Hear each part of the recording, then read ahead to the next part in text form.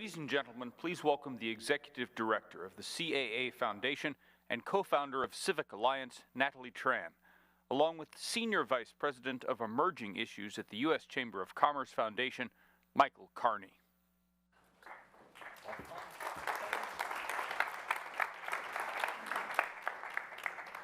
Good afternoon. My name is Mike Carney. And I'm Natalie Tran. Hello. There is nothing like following some of the smartest people in democracy. So, give us your forbearance. I'm from Washington, and I'm here to help. And I actually hope that we can help. We were talking in the green room with some of the election officials who are actually responsible for, administering our elections. And we were talking about the difference between theoretical and kind of practical applications. And what I'm going to talk to you about today is the business community's commitment to really making a difference. As Bridge said earlier, we hope that this is an impact-forcing event. So at the U.S. Chamber of Commerce Foundation, we have made a generational commitment to the most important business in America, and that's the business of democracy. In January, we announced the launch of the Civic Trust. And this is a multi-year commitment by the Chamber Foundation, and by the U.S. business community to ensure that the next generation is better informed than the last. It is also a commitment to ensure that our democracy is as strong as we need it to be to ensure our continued prosperity. The Civic Trust has 3 pillars. One, we're focused on civic knowledge, and we're doing that through a number of programs, one of which we're testing called the National Civics Beat. And we're doing it with local chambers of commerce in communities around the country where we try and educate and engage middle schoolers so that we want to ensure that every American, whether they're going to grow up to be a plumber or a president, has the knowledge, the skills, and the disposition to exercise their rights and fulfill their responsibilities in a democracy. The second pillar is that we are trying to elevate civics and increased appreciation for democracy among those who might have begun to take it for granted. Finally, and the part that I'm most excited about to share with you today, is civics at work. We heard before that trust is the secret sauce. Well, if you look at the data, there are a few institutions that are more trusted than employers right now. So with that comes a responsibility to use that trust for good. So we are developing programs, and we are launching initiatives that are intended to bring civics and democracy into the workplace. The most mature, and the one that I'm going to announce now, is our Civic Time Off initiative. The Chamber Foundation, and employers around the country are going to be offering employees paid time off to volunteer as nonpartisan poll workers in advance of the election. We know how hard it has been for election officials in all parts of the country to recruit and staff for elections. So we want to make sure that we are protecting the architecture of our democracy and ensuring that the business community is helping ensure that we have the kind of strong democracy that enables our continued prosperity. Thank you. So the headline out of the 2022 Edelman Trust Barometer is that the most trusted institution in America today is not government, nonprofits, or media. It's actually your own employer. 74% of Americans trust their employers the most, making the employer-employee relationship incredibly valuable. The Civic Alliance wants to leverage that trust and give corporate America the tools they need to be the cultural civic force of civic engagement across our country. So since our launch in 2020, we've grown to a robust network of almost 1,300 companies, from Airbnb to McDonald's to JetBlue. And we launched our Election Day of Service initiative as a platform to really get companies to support safe and accessible elections. Our Election Day of Service initiative, we are so excited to bring back this year and expand it. And this initiative really helps companies do 4 critical acts of service. So 1, recruit poll workers. Companies were so critical in solving the poll worker shortage in 2020. Civic Alliance member companies such as Old Navy and Target provided their employees paid time off to vote, and they donated media to help amplify the need. And together, we helped inspire 700,000 Americans to sign up to serve as poll workers. And we're gearing up for super exciting midterms. 2, we help companies offer space to vote. We know that this is a really critical need for election officials all across the country. We helped connect our Civic Alliance member companies such as Uber, Kimpton Hotels, Live Nation, and many sports arenas such as the State Farm Arena, home of the Atlanta Hawks, connect to their local election officials and offer up hundreds of new polling places all across the country, and we're excited to expand those efforts this year. And 3rd, help companies provide employees paid time off to vote. Just like you said, this is such an important role, and we're so excited to announce that 98% of our member companies will be giving their employees time off to vote this year, ensuring that millions of Americans all across the country will feel supported by their employer when they go to the ballots this November. And 4, in light of the serious threats that our local and state election officials are facing all across the country, we are so proud to announce that in partnership with the brilliant Ben Ginsberg and his organization, the Legal Election Officials Legal Defense Network, we are going to be providing an opportunity for in-house attorneys and legal teams inside companies to volunteer and support and defend election officials. So yes, as you can see, we have been very busy at the Civic Alliance, and all of this is just a snapshot of our work. I'm joined today by my colleague Stephen Levine, who serves as the director of the Civic Alliance, and we can't wait to meet each of you because we're so excited by the opportunity that we have to activate corporate America. By giving companies the tools they need, by creating the spaces for them to engage with their peers and experts, we have seen companies really step up into the role of civic stewards. Okay, our civic moonshot is presidential election energy and turnout during every election. The only way we get there is with your help. We want as many companies as possible to sign up and join our cultural shift that we are creating. So if you have business leaders or companies in your networks, please connect us. If you are a civic expert or you lead a national organization or association, we want to get to know you. So I invite all of you to visit civicalliance.com or find me and Stephen at the bar afterwards and let's get to work. Thanks.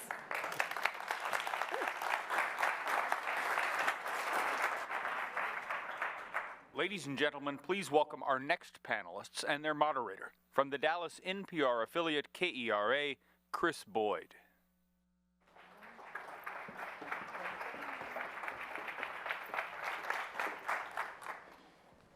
Good afternoon. Thank you all for being here. Our panel includes Joanna Lydgate, who is with the States United Democracy Center. Then in the middle, we have Maggie Oliver, who is New Mexico's Secretary of State, and Bill Gates, who is chairman of the Maricopa County Board of Supervisors. Thrilled to have you all here. I want to start with this. Has this distrust in election results that we've seen recently been driven by actual evidence of malfeasance or by something else? It's definitely not driven by actual evidence of anything. What we're seeing right now in this country, and I can speak to the national trend, nobody can speak better to the facts on the ground than these two, is a systematic effort to undermine the integrity of our elections with zero factual backing. And really the way we think about it at States United, we provide legal support and research support to state officials who run, oversee, protect, defend our elections. The way we think about it is, it's basically a three-part playbook.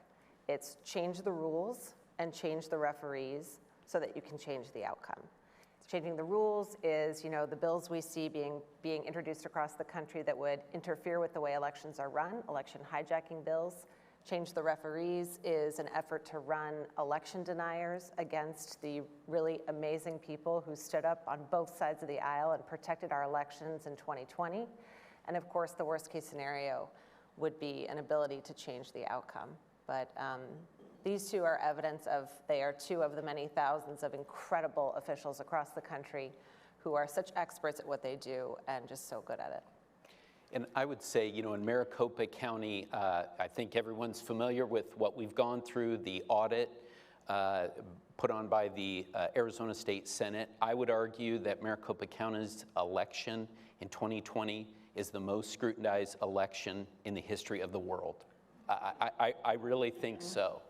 And you go through all that, and there is no evidence. That's right. And what they've done is they've sort of asked these open-ended questions and made suggestions but never been able to point to specific fraud or to systemic fraud in particular. And what we've done on the Board of Supervisors is responded each time with one report responding to the cyber ninjas, a 100-page report going through step by step. There's no evidence. All they do is they ask these questions, these open-ended questions, and then that is seized upon, sadly, by other Republican elected officials to point to as proof of systemic fraud. We had our own little version of the Maricopa audit in a small county, a small rural county in New Mexico recently, Otero County. We had a cyber ninja type, if you will, audit that was conducted. And what I found hilarious, in addition to the fact, first of all, it never should have happened in the first place. The local county commission decided to let it go ahead. And now they are venue shopping to other county commissions across the state to try to get them to engage in the same thing. But they're coming forward with these supposed algorithms that these supposed experts have cooked up. And first of all, Otero County, very heavily Republican, went very strongly for former President Trump. What was to audit? But their algorithm suggested that the vote should have been much higher, much, much higher. And so that is the supposed evidence. And it's really scary when you can, as you said, Joanna, basically come forward with nothing and convince a governing body to do this type of thing. Just briefly, I want to talk about standard verification and auditing processes that happen before and after every election. People might want to know, if there was something askance, how would you know? We could be here all day talking about the efforts that go into long before the election and long after the election to ensure an accurate count.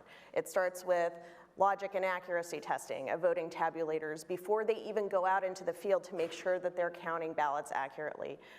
It goes to training of poll workers. It goes to extremely detailed chains of custody so that we know at every time where every ballot box, every tabulator, every poll check-in station is and who is using it, and that only authorized users are using it. But most importantly, every single process that we do on the front and back end, including 3 levels in my state of canvass and a post-election audit and automatic recounts, if you want that too, we have bipartisan and transparent processes in every single step of this process, with eyes on every single step. And I think that's a great point, is that this isn't happening in a vacuum. There are incredible levels of checks and double checks, but we have the political parties there. They're part of this. For example, in Maricopa County, the audits, now I'm not talking about the state Senate audit, but the hand count audit that we do after each election, it's the parties who conduct it, okay? So they're involved in that, and that is a very important part for people to understand. And this is what I say to people. And again, sadly, there are so many people in my party, current elected officials and folks that are running right now for statewide offices, election positions, and others. The big lie that they're pushing, it assumes that literally thousands of people are in on it. That's right. That's the only way that this works. And I think people need to realize this. You could have a couple sort of rogue actors, and there is fraud. And we find it every year, and it's prosecuted. But what they are alleging, including the former president, is systemic fraud that literally would have involved a conspiracy of thousands of people. So the fraud that you do find here and there every year, what does that look like? Well, I mean, it could be, for example, we have mail-in voting is very significant in Arizona. We've been doing it since the 1990s. Let's say, for example, sadly, and we had some of these examples in 2020, where you had a person in the house passed away, okay, and a family member voted that person's ballot. It's things of that sort that we're seeing, onesie-twosies. Case by case basis. Case by case. People registered to vote in 2 different states. People registering under a false name. Very rare, but it does happen. And Chris, as a former prosecutor, I'll just say, when there are instances of fraud, which again are, start with a 0.00%, there are also really strong laws in place and really strong accountability mechanisms. And, I think part of this is about Americans better understanding the system. I was so happy to hear earlier the emphasis on civics education. And really, I think a lot of people are used to, they drop off their ballot, they get their sticker, that's kind of the last they think about it. But there's amazing people who are making sure that the system functions and that it's accurate. Some folks who really like a candidate who lost, a party that didn't take an election, might think, well, why not contest everything just to be sure? What is the effect of frivolous or fraudulent claims of election irregularities on our ability to trust elections overall? Well, I think it's been huge, and I can't capture it better than the last panel did, but I will say this was not only the most heavily scrutinized election, not just in Maricopa, but across the country, also the most heavily litigated election we've ever had. And judges on both sides of the aisle, Trump-appointed judges included, rejected all of those claims. I think the problem we have today is that those lies haven't gone anywhere. So we all watched an insurrection on January 6th. There's been a quiet insurrection that has continued since then, and it hasn't been televised. And what we're seeing is a distrust that feeds continued election lies, conspiracy theories, again, completely unfounded, and now this trend of people running for office, on those lies as a campaign platform. So we have a lot of work to do in this country to spread good and accurate, truthful information. I think that's one thing that, certainly everyone in this room and everyone in the business community and sort of elsewhere can be thinking about in this moment. I also sort of worry about the boy who cried wolf effect. I mean, if every single little possible thing is challenged, and frankly, not just necessarily questioned, Bill's getting a call, I'm getting a call, a county clerk in my state is getting a call, but, federal court, state Supreme Court. At some point, if every little problem is that level of a problem, then nothing's a problem, right? And so we'll all start to tune out and not pay attention to the real issues that do need to be addressed every single election. And so my background before I got on the Board of Supervisors was one of the things that I did in my free time was I was an election lawyer for the Republican Party. So I trained observers to go into the polling places and the lawyers that assisted them. I don't have a problem with lawsuits. I don't, right? I don't have a problem challenging this. There's a system and it works. And obviously 2020, heavily litigated. I don't have a problem with that. What I have a problem with is when that process is completed, people continuing to push forward. For example, in Arizona, an extra legal audit by the state Senate. I call it extra legal because it wasn't in law. Yep. They made it up as they went along. Those are the sorts of things that erode at the foundations of democracy. How does the cost of an audit like that compare with the cost of a standard post-election audit that might happen every time a contest is run? The financial cost or the? Well, let's just talk about the financial cost, yeah. How does it compare? I think these folks are grifters. Because they are raising tens and hundreds of thousands of dollars. They may be spending some of that money on the actual act of the so-called audit. In New Mexico, it costs us maybe $10,000, $15,000 to conduct our mandatory post-election audit.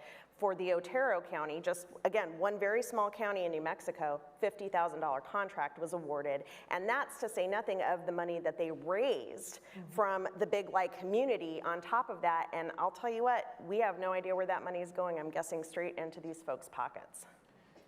And I would say the same thing in Arizona. We're not sure how much the state Senate audit cost, but I can tell you just for Maricopa County alone, the cost to Maricopa County taxpayers has been northward of $6 million.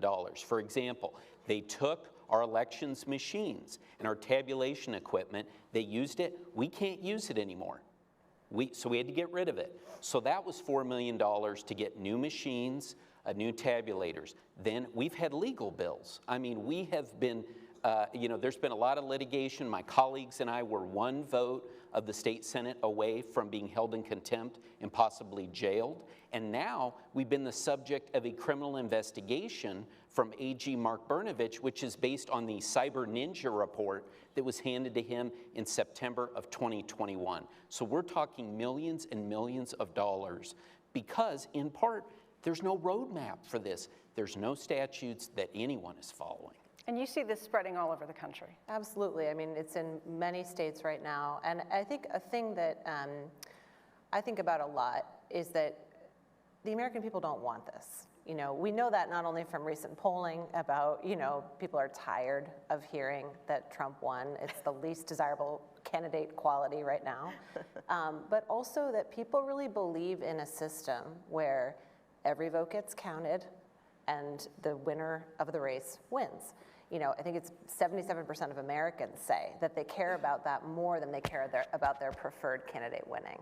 So there's a reason we have the system set up the way we do. There's a reason that we have people who are experts, trusted experts to run it. And they do their, as they've described, they do their auditing procedures, and they have lots of different ways to make sure that the findings are accurate. And I just think that the point that, you know, you made about the cost, we really have to remember it's not just about whatever these companies are being paid, it's also about the time, the toll for all of the good public servants who are subjected to this. And, you know, their time is taken away from things they need to be focused on, like running the next election. A survey conducted by the Brennan Center for Justice last year found that 1 in 6 elections officials across this country, that's 1 in 6 of thousands of people, have experienced threats. I wonder if both of you could talk a little bit about how you've been affected by this. Yep. So unfortunately, that's something that my colleagues and I have experienced. Again, I think in particular because it has been very high profile in Maricopa County. On the evening of January 6th, 2021, my family and I, we spent the evening at an Airbnb in Scottsdale because that's what we were advised to do. There was a guillotine that was set up outside of the Arizona Capitol that was for the Board of Supervisors. We had the night that the state Senate was 1 vote short of holding us in contempt. At my house, we had 2 sheriff's deputies that were there overnight. That's the only way that, you know, we were all sort of able to sleep because we thought that folks may come and sort of finish the job that the state Senate failed to do. And it affects our staff too. They get phone calls, you know, saying that you know, their boss should get a Alabama necktie. It's just awful. It's reprehensible.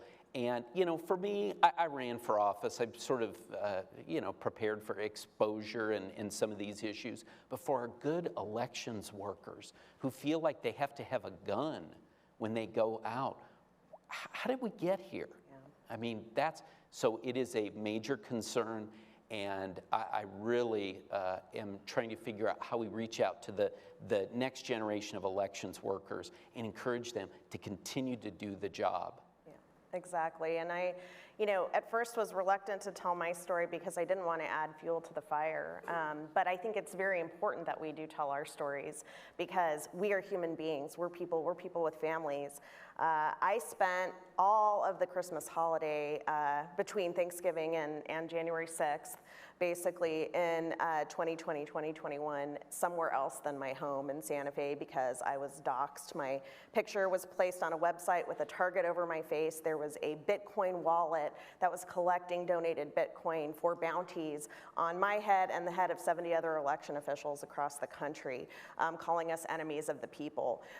Like you, I had to have state police detail for part of that time, and I was able to go home briefly for Christmas. The worst part is I'm a single mom, and I have a great co-parent in my son's dad, but to keep him safe, I sent him to go stay at his dad's house, and I relocated myself for the bulk of that Christmas holiday. Now, I'm safe, I'm healthy, I'm alive, my family is safe and healthy, but not only was that emotionally painful, obviously, but of course now I'm heading into this next election year, and Bill, I'm sure you and your team, and that's the other thing, the toll that it takes on our staff, as you mentioned. It's you know, we're human beings all trying to do a really important job. As was mentioned on the last panel, we're not perfect. We are never going to be because we're humans, but we're human. Is it harder to retain staff? Oh, gosh. Hiring qualified staff and poll officials, and quite frankly, the burnout the burnout that my staff is going through, the burnout that county election staff are going through, it's really bad right now. And if we want to keep our democracy as professionalized as it is and continue to grow it and improve it, something's got to give. Unfortunately, these stories are representative of what we hear all across the country. You mentioned the 1 in 6 statistic, but that same Brennan report also found that 1 in 3 election officials says they feel unsafe in their job. That's absurd, it's shocking, it's un-American, it goes against everything we stand for as a country. And you know, Mr. Chairman, you said I ran for office, but you did not run for office expecting to be dealing with this kind of stuff, nor should you, nor should anyone. And we definitely see the pattern of targeting families, targeting children, spouses, doxing. You know, when I talked about this trend of trying to kind of replace the referees, replace the good people who run and oversee our elections on a bipartisan, nonpartisan basis, this is part of it too. It's not just about running people against them, it's also about really, I think, trying to drive them out of office with threats and harassment. And the ultimate fear, of course, is that good people who are committed to this work, who are the experts in the work, won't want to do it anymore. And I would agree with that, but I've been very pleased that our workers in Maricopa County who have been subjected to so much have stuck around. We've actually had very little turnover. I think they're committed to the effort, but it takes that type of commitment. And again, the burnout that they talked about, that's a real issue, and we are headed right into the 2022 election, but unfortunately, we keep getting pulled back to the 2020 election. And on that point, I want to be very clear. I'm not opposed to audits.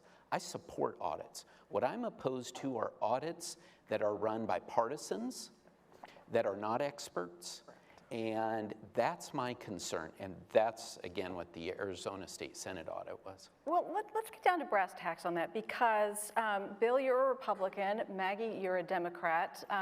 Some people might assume that because that's your party affiliation that carries with you into elected office. Can you talk a little bit about the vows one takes when one accepts a position such as either of you have? Well, first and foremost, we swear an oath to uphold the Constitution of the United States of America, the Constitution and laws of our state. Period, end of story. Do we have occasional discretion in our duties where we have to make judgment calls? Yes, but you know, if you look at my record, I've run, I guess, 5 general elections, either run on the ground as a county clerk or overseen now as a Secretary of State, 4 presidential elections, and you know, different folks have won different races. We've elected Democratic governors under my tenure and Republican governors. We've elected Democratic and Republican members of the House of Representatives. And so I think, you know, if you sort of take the totality of the work that we do, you know, if we were just throwing elections left and right all the time, I think you'd see a trend towards different outcomes. Yeah, and you know, for us, we're actually have 50 lines of business that we're in at the Maricopa County Board of Supervisors. So this is just one thing that we do. It's very important, but it's one thing that we do. And the structure that we have a county recorder who has part of the responsibilities for elections, and then the 5-member Board of Supervisors has responsibilities. So we're bipartisan, and that's what it's all about. I was originally elected to the Phoenix City Council, which is nonpartisan. I view this as a nonpartisan role, period. And I took 2 oaths. I took an oath as an attorney and an oath as a member of the Board of Supervisors to follow the laws of the state of Arizona and the Constitution of the United States. That's my role. I understood, as well as my colleagues did, that when we voted to certify an election in which Joe Biden won Maricopa County, we knew that we were all putting our political careers at risk, but none of us had a second thought about that, because this is what we had to do. And so, yes, have I disappointed a lot of members of my party? I have, and they've been vocal about it. And you know, but I have to accept that, because this, as the earlier panel talked about, this democracy, and whether we continue, the house with the squeaky pipes or the faulty pipes continues, is dependent upon all of us doing our jobs. That's exactly right. We've talked about groups raising objections without evidence to election results that they didn't care for. What about people who run for public office? Do those who don't win have an ethical obligation to concede clearly and publicly that they have been defeated? Well, absolutely. I mean, that's the foundation of our system, that, you know, the winner will win and the loser will concede the race. And, you know, as was discussed earlier, that's what we've always seen in this country. I want to just add to the point about the elections that you guys oversaw. You know, there were also Republicans down the ballot who won those races, right? And you know, it's one particular race that we saw so heavily contested. So, you know, I think this trend is something that is, all of this is new to us as a country. I understand the historical comparisons, of course, but what we're seeing today, you know, this is all really unprecedented. We've also arrived at a moment when people who claim that election results can't be trusted in various parts of the country are now throwing their hats in the ring to run for office themselves. I'm curious about how any of you thinks that might sort of complicate the next few years. I'm deeply concerned about it for a number of reasons, not the least of which is I'm very active in our National Association of Secretaries of State. I'm the immediate past president. We are the oldest bipartisan organization of elected officials in the country. And we have a proud history of that bipartisanship and coming together at the table. And have there been difficult conversations? Have folks raised voices? Absolutely, over the years. I am positive, and I hate to say this, but I am positive that we are going to have folks come into this organization next year who look out. We're all looking out the window and we're all saying the sky's blue and they're saying, no, it's purple.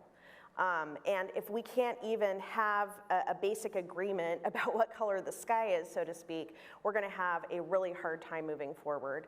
And of course, there's plenty of other very obvious reasons why people getting into office for the sole purpose of being able to oversee the election in order to help one person win is a problem. Yeah, and so on that point, they're doing one of two things. Either they're going to do what they're saying they're going to do, which is to put the finger on the scale in the favor of their party's candidate, or they're being incredibly cynical. They think that they can say this to get the votes, right, and then once they get in office, they're going to act like, you know, all these other secretaries of state and other elections officials have. And I think some of them think they're going to do that, and they don't realize they're playing with fire. They're playing with fire when they do that. And those folks who voted for them because they thought they were going to put the finger on the scale, they're going to be very disappointed.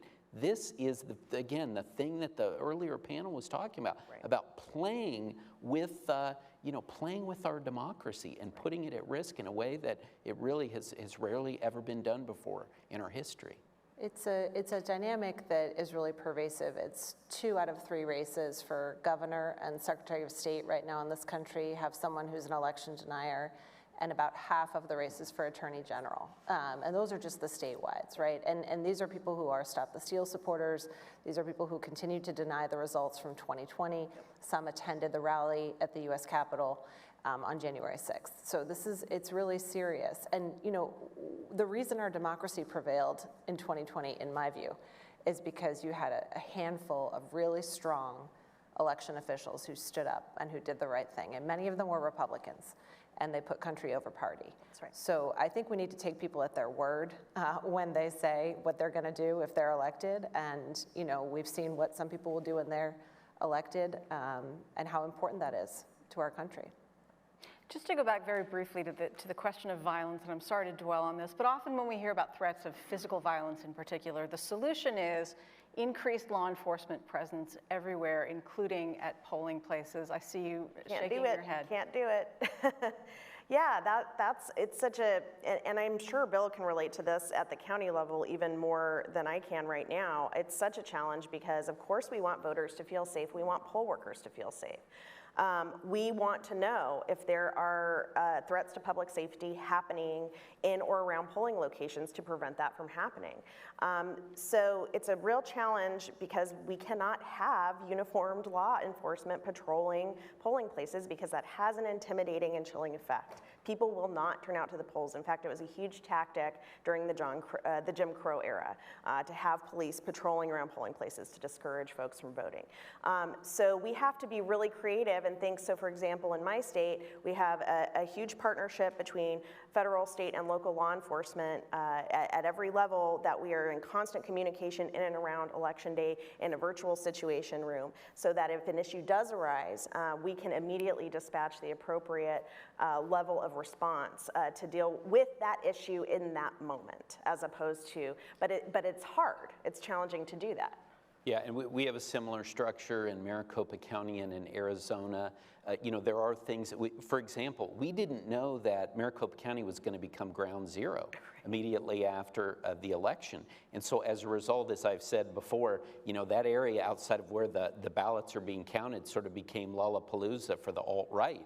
And Alex Jones and all these guys were out there, and it became a dangerous situation. Our sheriff's department stepped up very quickly. Some of those costs that I mentioned to you, hundreds of thousands of dollars in fencing to fortify, to protect all of our elections workers who are in there counting. And then also, when the ballots are coming back from the polling places, we have sheriffs along with the caravans to protect them in case, you know, some people decide to engage in you know, funny business as well. So it's something that we take very seriously.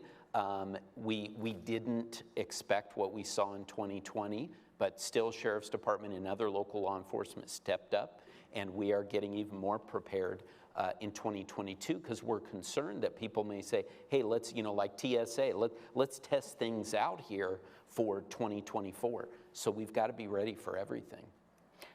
I come from a law enforcement background, and I'll just add that, you know, I think we at States United, we work with an incredible team of policing experts and law enforcement leaders across the country who did an amazing job in 2020, really sending a message to the public that voter intimidation wouldn't be tolerated, protecting polling and counting sites in a way that was, you know, appropriate. And of course, law enforcement can and has been weaponized, and it's a difficult balance. But certainly the law enforcement leaders we work with would tell you that when they take that oath to protect their country, to protect their community, and to protect the Constitution, that's an oath to protect our democracy. And the role law enforcement plays here is really critical, and especially when it comes to now what we're seeing in terms of threats to election officials and the real need for accountability at the national, state, and local level. Should there be criminal or civil penalties for people who allege elections malfeasance without evidence?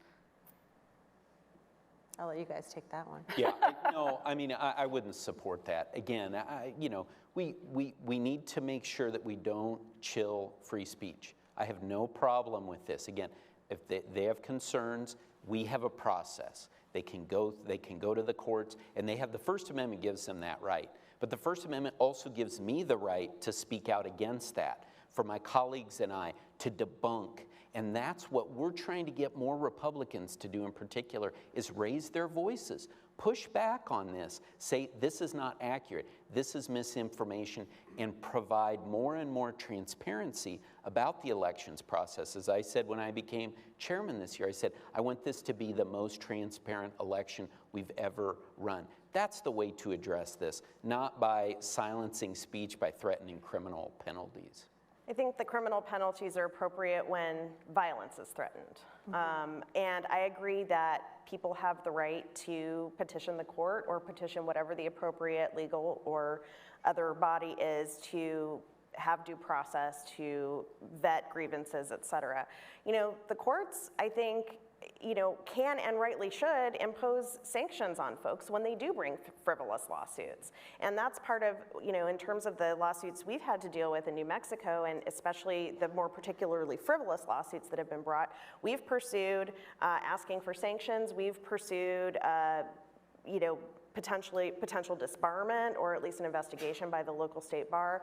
You know, we want that accountability to keep it from, to send a message that this will not be tolerated. We've seen, you know, sanctions across the country. We've seen bar complaints filed successfully against lawyers who litigated those frivolous cases. You know, lawsuits, of course, against the insurrectionists, and all of that, I think, is really important part of this has to be sending a message that there are consequences for stepping outside the bounds of our democracy. Are there concerns that all of this skepticism about whether people can trust elections keeps people from bothering to show up and vote at all? I would say as a Secretary of State, and I consider myself the cheerleader for democracy in my state, that is my number one concern, is that all of this will have a chilling effect. And I will tell you right now, we have a primary election that we are undergoing already. It's on June 7th in New Mexico, but we are in the early voting period. The numbers are low. Now, half my state's on fire right now, and that's another huge problem. I'm dealing with the very real issues of trying to help people vote when they're being displaced from their homes. So on top of everything else, all the other challenges. But the mis and disinformation and the effect of that, it is chilling, and that's intentional, and that's the problem. Yeah, and I would agree with that as well. And the even bigger concern is that people, they don't trust the system. They think it's all rigged, and they stop voting, and then they pursue other things like what we saw on January 6th. That's right. That's the real harm. Yep. That's the real danger. That's why we've got to pull these people back in and have an agreement. Let's both parties, because it's happened in both. We've had a lot of Democrats over the years who have also questioned election results. I'm not comparing it, but it's happened on both sides. We've got to have a sort of responsibility by leaders of both parties that we need to respect. If there are issues, we raise them, we go through the courts. If there are ways that we can improve elections, let's do it. Let's go to the state legislature, let's pass those laws. But when it's done, respect the results and move on. We heard all the examples through our history today of when that has happened. We've got to live up to that. That's right. I think it's all about uplifting facts, as I said earlier, but also uplifting the people who do this work. And it was really fun to sit in the audience next to these two. And, you know, one Republican, one Democrat, I'm sure they don't agree on everything, but just to watch them sitting there nodding, like everything, you know, they agreed on. This has been therapy for us today. It's really good. And I think the American people need to understand, you know, the real truth of who runs our elections and what a great job they do. And I think if we can tell that story, then people will stay engaged. And they need to watch these races at the local level. So we're also trying to get the word out about that. Yeah. So working at the polls is kind of grassroots civic engagement, right? It doesn't pay well, at least in Texas. I don't know if it pays well in New Mexico and Arizona. What will people learn if they sign up to be a poll worker about the process? Yeah, no, I mean, this is, I wish we could get everyone to do it. I wish we could take every single person through our election center, show them the process, look at the checks and balances that we've talked about, look at the processes that are always followed. The good people who are doing this, they're not deep partisans. I mean, some of them, you know, they have strong feelings, but they believe in the system. So if we could do that, and again, we're trying to do that through our website, putting little videos out there, showing people that process, showing how we have, you know, when we have adjudication over a vote, right? Well, what was this person's intent? Were they voting for Biden or Trump? We've got a Republican and a Democrat sitting there coming to a determination. And if they can't come to a determination, an independent coming in. I mean, it's everything that people would hope it is. That's how the system is. Can we do better? Always. But if they would go through that, I believe that they would have much more faith in it. But instead, they're going on Facebook or worse, and you know, they're hearing stories, they're getting disinformation on social media, and that's what they're believing. I echo everything Bill said, and in fact, you know, I've started stepping up how I talk about this and challenging every single person who's out there alleging that the election is rigged, supporting or taking part in a so-called audit, an extra-legal audit. Get into the polls and work the election next time around. I really think it has the power to change minds on this issue, but more importantly, put your money where your mouth is. If you really think elections are being rigged in this country or in your state, get in and work the polls yourself and make sure that's not happening. Very quickly, a lot of people may just get their news from the internet or from TV and may not be quite sure what to think about all this. Can you still be a good and devoted Republican or a good and devoted Democrat and accept the fact that someone from your party did not win? Absolutely. That's it. I mean, just ask Bill. Yeah. Yeah. I know a lot of people call me a rhino, but you know, I'm still a Republican. I still believe all the things that I have since I became a Republican when I was 18, when I started the Teenage Republican Club at my high school, and I was a college Republican at Drake University, and when I was an election lawyer for the Republican Party. Nothing has changed except I said the truth, and my colleagues did too, and a lot of people don't want to hear it, or they do want to hear it, but they're scared to raise their voices. There's an incredible amount of intimidation going on that I never thought we would see in our country. Thank you all for this discussion and for the work that you do. Thank you.